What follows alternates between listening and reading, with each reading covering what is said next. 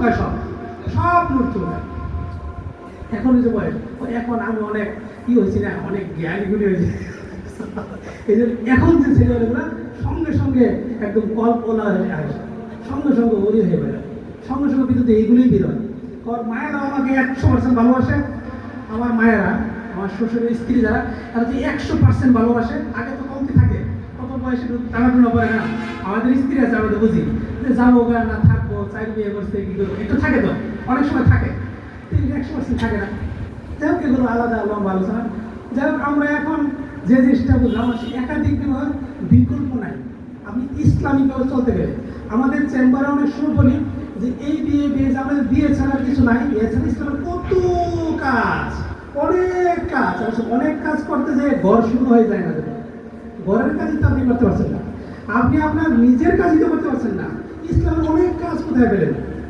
আপনি নিজের যে কাজ, স্ত্রীকে হালালভাবে তাকে রাখবেন, সে জন্ম দিবে সন্তান, এটি তো করতে পারছেন না।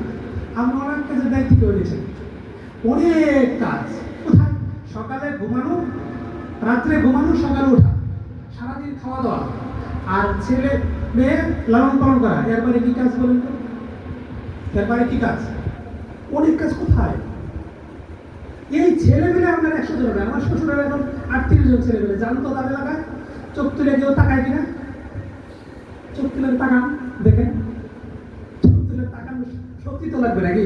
তাকান একজন, বলেন যে হুজুর আপনি লম্পট আগে আছে, এখন বলুন। 2000 সালে বলা হয়েছে, কিন্তু এখন বলুন।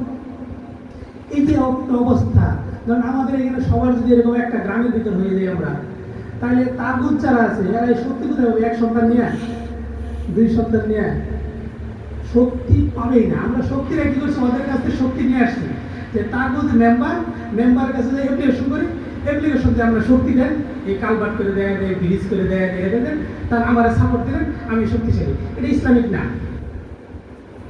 এটা ইসলামিক না মনে করি আমি। আপনারা আলেম ওলামা আছেন দেখুন।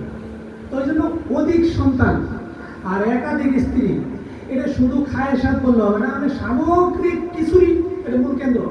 সামগ্রিক কিছু, আপনার ইসলামের সামগ্রিক কিছু, ঈমান মানে বিশ্বাসের মধ্যে একাধিক বিয়ে করতে পারবেন না। লড়বড় করবেন, কি ভুলটানা করলাম, এই বলবো যে আমার এই চাপ ওই চাপ, সমস্যা। বিশ্বাস থেকে কেন্দ্র তো অনেক কাজ না। হ্যাঁ, অনেক কাজ এই কেন্দ্র করে আসবে।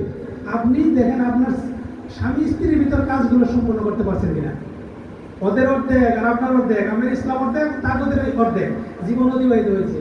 শেষ মুহূর্তে, মরার মুহূর্তে বললেন যে আমি কি জীবন ব্যবহার করলাম, যদি আগে বুঝতাম যে এইটা আমাদের আসবে না, আলহামদুলিল্লাহ। আর যারা একাধিক বিয়ে করেন, আশা করছি তাদের আসবে না, তারা মৃত্যু মুহূর্তে বলবে যে আলহামদুলিল্লাহ, খুব সুন্দর জীবন অতিবাহিত করলাম। আমার শ্বশুর যেমন বলছেন আলহামদুলিল্লাহ, তো আকাঙ্ক্ষা যে আমার আরো সন্তান দরকার ছিল, আরো সন্তান দরকার ছিল। তো তোমরা আসো, জায়গায় উঠো। আমাকে তো, আমি তো দেরি করে বিয়ে করার জন্য সে অনেক রাগ করেছি, আরো সময় দরকার, আরো আগে দরকার ছিল। আলহামদুলিল্লাহ বুঝ আসছে, আল্লাহ হুজুরের মেহনত, হুজুরের দিয়ে একটা বয়ান শুনে এখানে আসার অনেক আসতাম আমরা।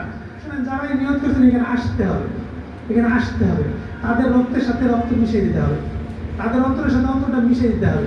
তখন এই শক্তি সাহস পাওয়া যাবে, তখন এস্টাবলিশ হবে না, হবে না, আসতে হবে। আমরা এসে বসে দেখতাম, এখন বলেন আসি না তা না, এখন একটু সময়, তারপরে সুযোগ করে আসবো।